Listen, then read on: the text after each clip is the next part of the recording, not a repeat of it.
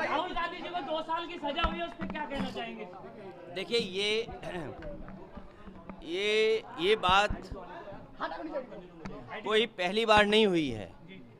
अगर आपको याद हो, जब से भारतीय जनता पार्टी की सरकार उत्तर प्रदेश में आई है, उन्होंने प्रशासन और सरकार का साथ लेकर के पहले तो झूठे मुकदमे लगवाए और कई ऐसे मौके आए हैं जहां पर प्रशासन ने और शासन ने मिलकर के समाजवादी पार्टी के कई सदस्यों की सदस्यता ली है। आप याद कीजिए, मोहम्मद आजम खान साहब, उनकी सदस्यता गई, उनके बेटे अब्दुल्ला, उनकी सदस्यता गई।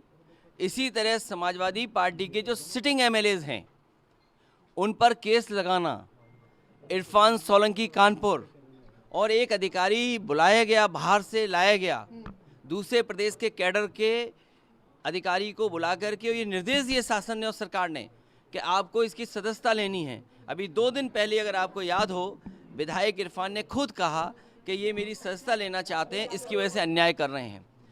उत्तर प्रदेश में समाजवादी पार्टी के कई सदस्यों की सदस्यता इन्होंने, बीजेपी के लोगों ने ली है।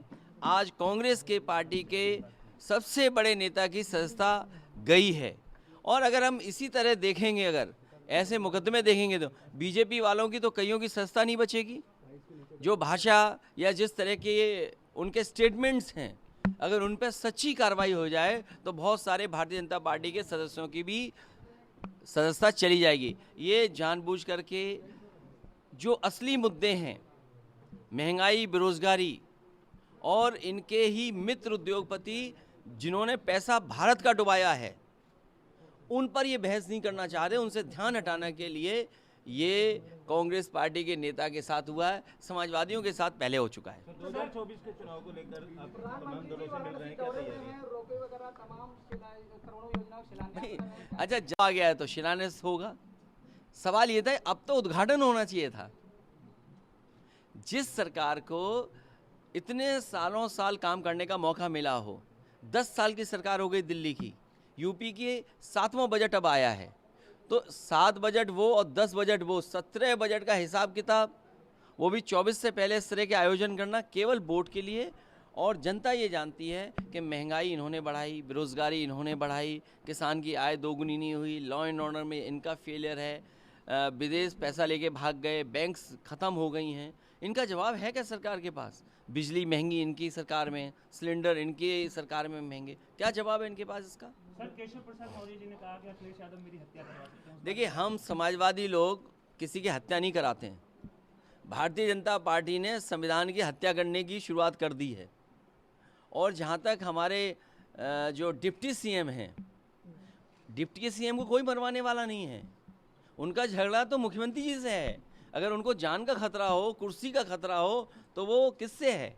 मुख्यमंत्री जी से, हम लोगों से नहीं है। हम तो उन्हें कुछ दे सकते हैं, समर्थन दे सकते हैं, सहयोग दे सकते हैं। अरे हम लोग उनसे बहुत प्रेम करते हैं, बहुत प्यार करते हैं, वो जानते ही नहीं इस बात को। सर, वो कह रहे हैं कि हम अखिलेश जी को सम्मानजनक शब्द से कहते हैं और वो हमें जहरीले शब्दों का इस्तेमाल। कभी जहरीला शब्द इस्तेमाल किया हो तो बताइए, क्या जहरीला लगता है उन्हें?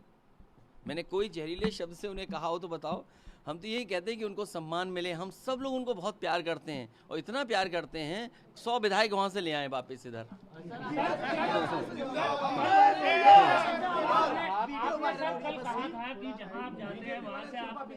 देखिए, वो ले गए, वन विभाग ले गया, आज आप यहाँ पे आए हैं, तो क्या इन कार्यकर्ताओं के साथ भी कुछ हो सकता है सर? देखिए, सारस हमारी स्टेट बर्ड है। हमें सबके को मिलकर के आरिफ को बधाई देनी चाहिए थी, और सरकार को उसको धन्यवाद देना चाहिए था कि जिसने एक घायल सारस की सेवा की, उसका इलाज किया और उसको ज़िंदा बचा लिया। अब ये अलग बात है कि वो मित्रता हो गई।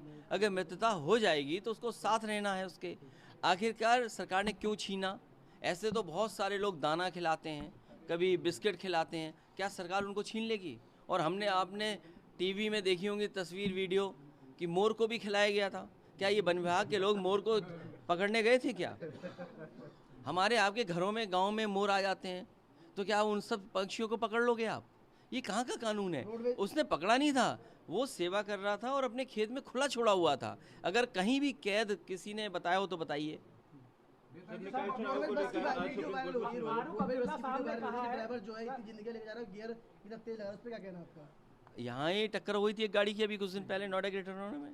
तो ये तो सरकार की जिम्मेदारी है कि समय समय पे ट्रेनिंग दें और समय समय पे उनको जानकारी और जागरूक करें। पिछली बार आप आए थे तो इनकाउंटर की बात की थी, फर्जी इनकाउंटर हो रहा है अभी, एक बहुत फर्जी इनकाउंटर हो रहे हैं। ऑडियो वायरल हो रहा है डॉक्टर का कि रिपोर्ट जब बनाएंगे जब पैसे देंगे आप। 25,000 रुपये मांग देखिए मैं आपसे ये कह सकता हूँ और आप में से बहुत सारे लोग जानते होंगे कि करप्शन इतना किसी सरकार में नहीं हुआ।